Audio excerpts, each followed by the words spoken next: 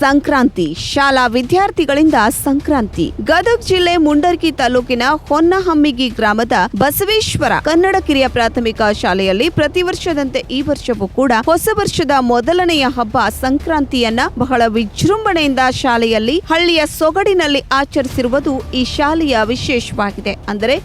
ಅಂದರೆ ವಿದ್ಯಾರ್ಥಿಗಳು ಪೈಜಾಮ್, ಧೋತಿ ಮತ್ತು ವಿದ್ಯಾರ್ಥಿನಿಯರು ಹಲವು ವರ್ಣಗಳಿಂದ ಕೂಡಿದ ಇಳಕಲ್ ಸೀರೆಯಲ್ಲಿ ಕಂಡು ಬಂದಿದ್ದು ವಿಶೇಷವಾಗಿತ್ತು.